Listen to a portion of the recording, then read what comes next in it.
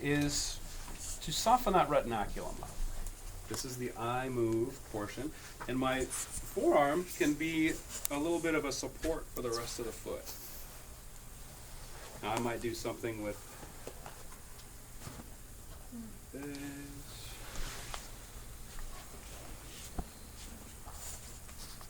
So I'm asking for length in that back portion of the body, right?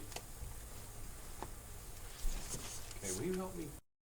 Tibialis anterior is in contraction here. Do you see that? And so is extensor digitorum longus. They're both contracted. Let your foot relax. See there? See how they let go? She is contracting to get plantar flexion. We want to get as much extension as we can. Now, obviously, we have to have some kind of contraction to get movement, right? But we want to do that as small as possible, as minimal movement as possible. So with the least amount of effort possible, you'll hear me say that a ton of times, so you might want to write that one down. With the least amount of effort possible, let this heel drop and relax. Lengthen through the heel without the toes and relax. Now if she keeps using her toes, I might come and say, okay, toes, you can't do that. Make it an ankle movement, not a foot movement. And I'm asking tibialis anterior, extensor digitorum longus, to not activate. So when I'm going into contact 2, I'm asking those muscles, these dorsiflexors of the foot, not to do so much work. Oh, okay, now let your foot relax there. What else can you let go of?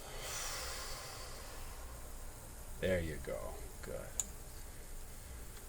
What else can you let go of? Anything in that leg you can release. There you go. Good. Keep melting. So we want to get to the point where we can put the bones in place and ask for movement, but she's got so much contractual effort that the movement is unbalanced. It's all in the front of the leg.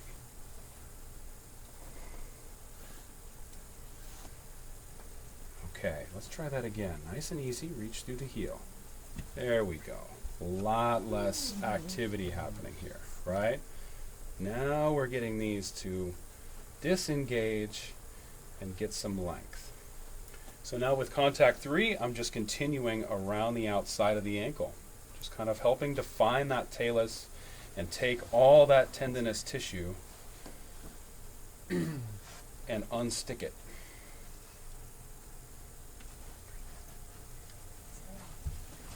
Now you can define one side and then the other if your hands get uncomfortable. You can, or if you feel like the foot is like this, you might want to work just on this side for a little bit, right? But you can see we've kind of gone here and then dropped down around the outside of the ankle with our first 3 contacts.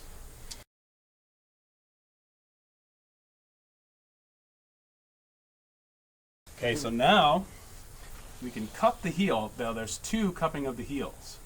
There's a grabbing on the medial side and grabbing on the lateral side.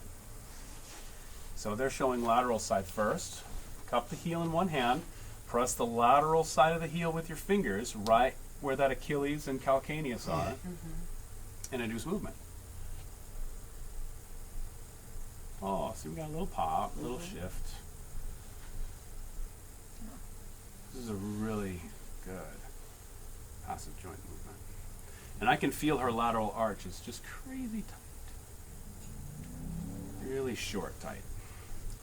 I want everything hip, knee, ankle lined up. Out here, what's that doing? Pulling on me. That's teaching a whole pattern that's not going to be good for her in gravity, right?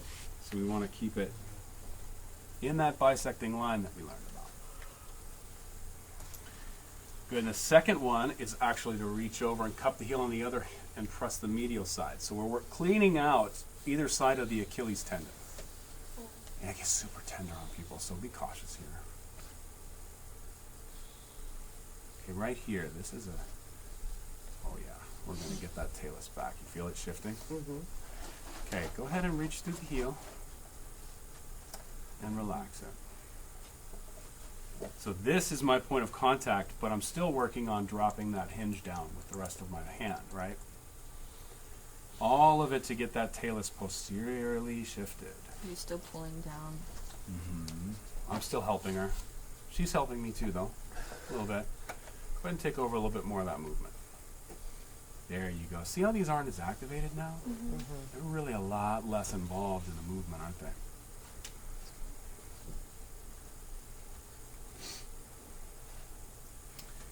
So then 6 is actually getting both sides. You can kind of come in and get in between that space between the posterior side of the talus and the Achilles.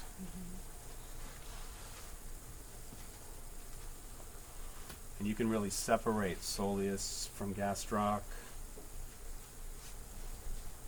and get the Achilles some length.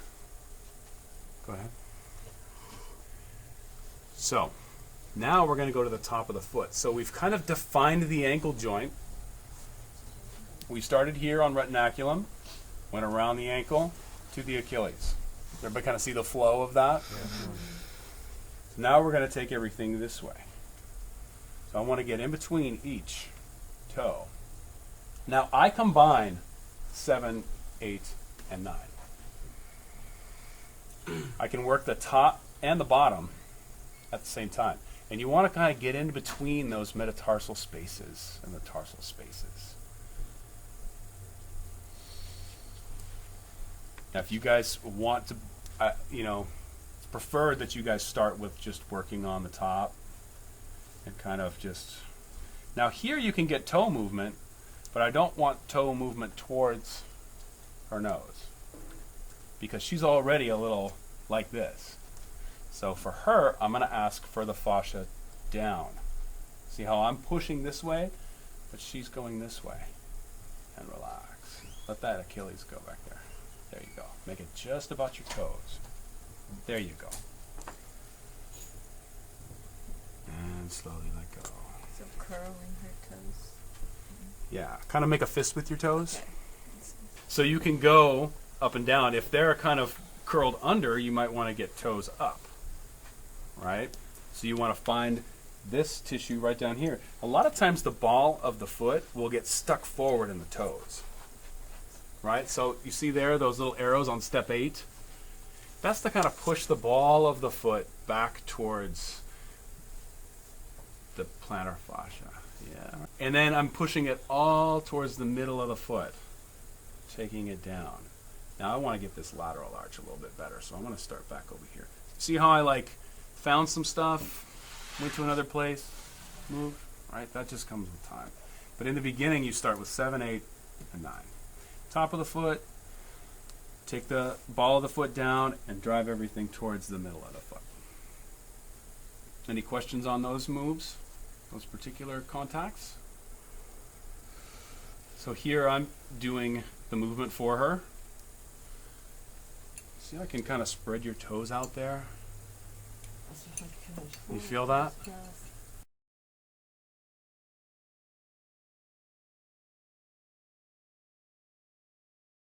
I want you to kind of take over for me. Don't use your big toe as much. It's going to want to do a lot of your work for you, okay? So I'm going to hold it. I want you to concentrate on getting these 3 toes out away.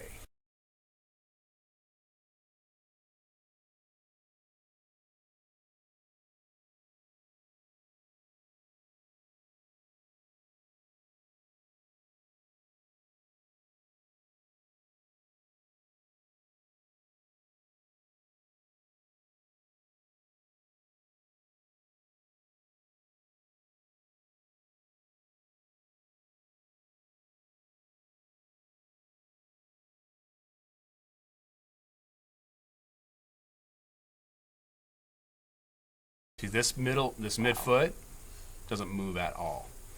So she will take, see all that tension in the back there? See how there's so much cracking and callus buildup? Yeah. She'll hit her heel pretty hard on the ground, and then she'll come out on the edge of her toe. See, there's a little, right there, see all that? She'll come out on the edge of her foot, but look at all that. See all that callus buildup?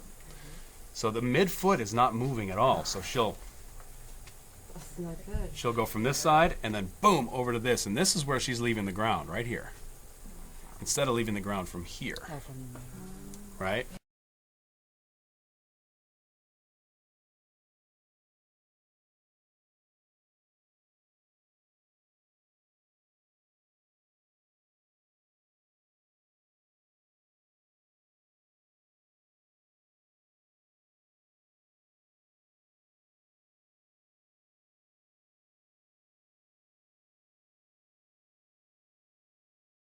See, now these toes are starting to have a little bit more give, a little bit more movement to them.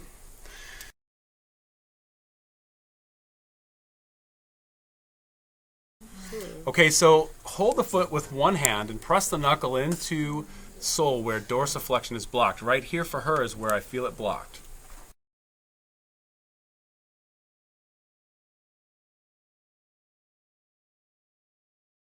Like when I do this with her foot, see, like right here, there's some movement. Not much movement right there. It doesn't want to move. Right in between that third and fourth toe, there's like not as much movement. So how much flexibility is there in her foot? And when it isn't flexible, how can I move the fascia to get it more flexible? Get the bones to move, right? So that's where you push it. Right. Pressure. So I'm going to come right in here. All right. So what I want you to do is spread your toes away from each other and relax. Not much movement, right? Let's see as we progress into the fascia here. Keep going. Good. See, these are the only two toes moving. Try to get that little pinky out there. Yeah, it's a little codependent.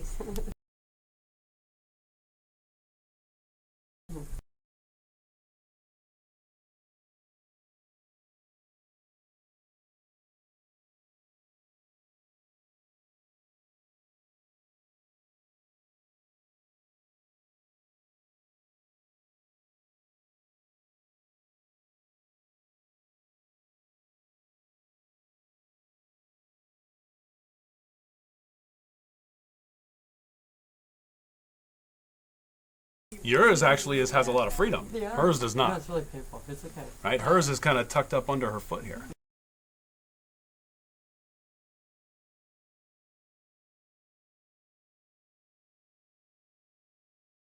She's stiff here on her lateral arch. That's what you have to look for, is where are they tight? How can I get it to let go? Let your leg relax for a second. Fan is a good way to describe it. Open the fan of your toes. That's a good cue. Go ahead.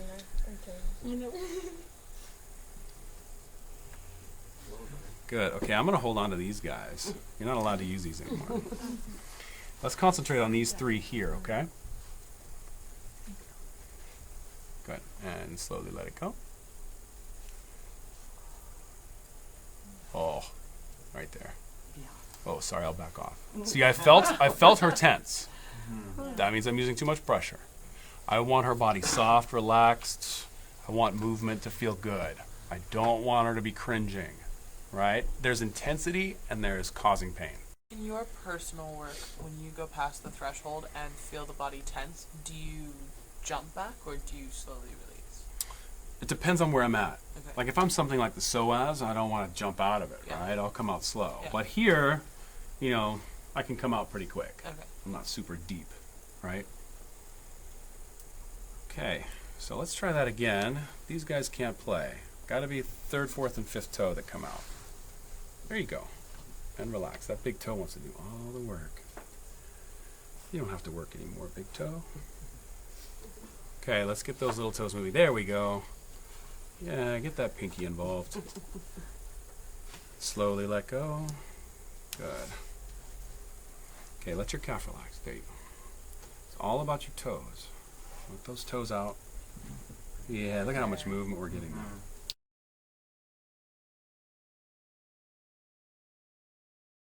Good. Keep going. Yeah, now the pinky's starting to play.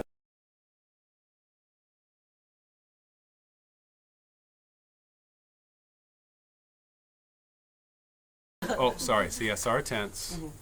If I get to that point and I don't back off, you tell me, okay?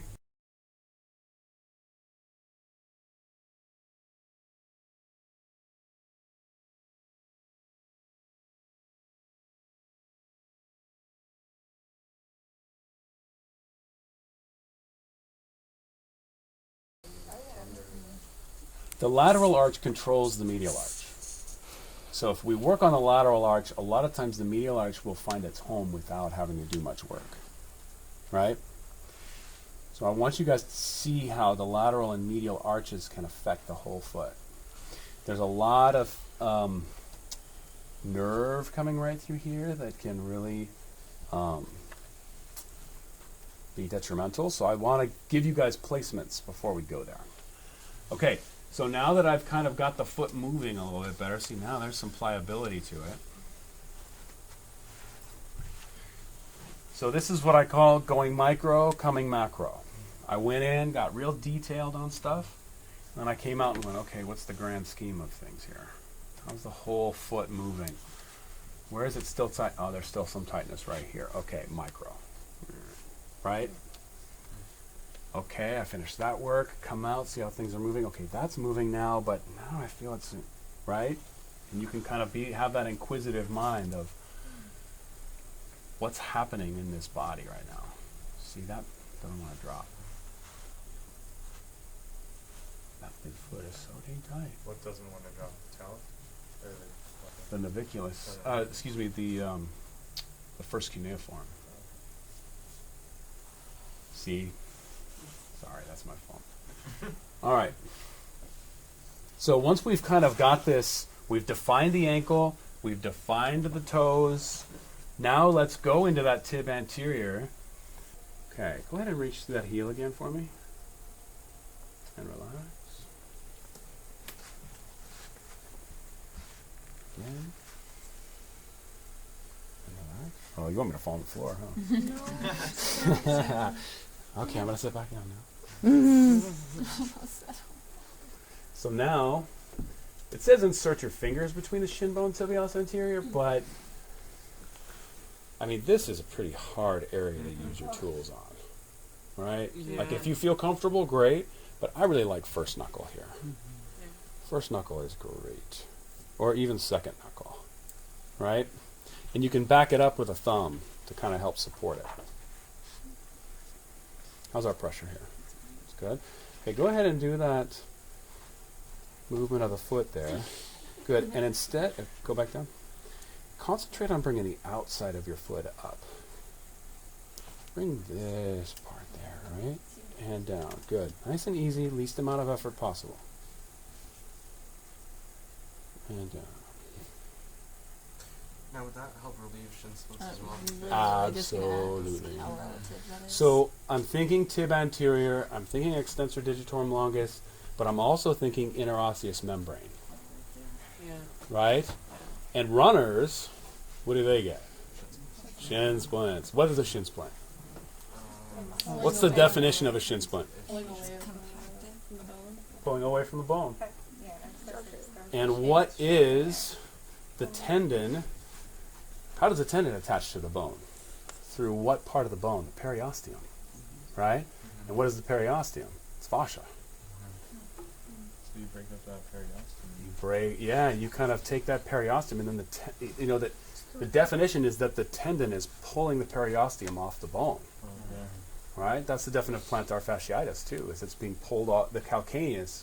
It's all the plantar fascia is being pulled off the calcaneus, and there's kind of a little space there. And the body says, send more bone in there. Build a spur. Okay. So Right? It returns flexibility to that area. That's right. So it gets tibia and fibula moving proper. That interosseous membrane is what keeps them stuck together. So And that it's immobility of the leg causes, if you're putting that tension constantly on that muscle, it's going to go, the only place it gives is the periosteum. Right. The muscularity is too tight. Fascia's wrapped around it too intensely. How long did it take me to get from here to here? 3 minutes. Yeah. 3 minutes? But you didn't see me move, did you? Right?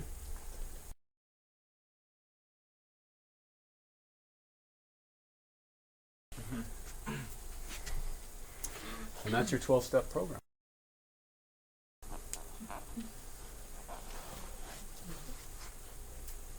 Okay.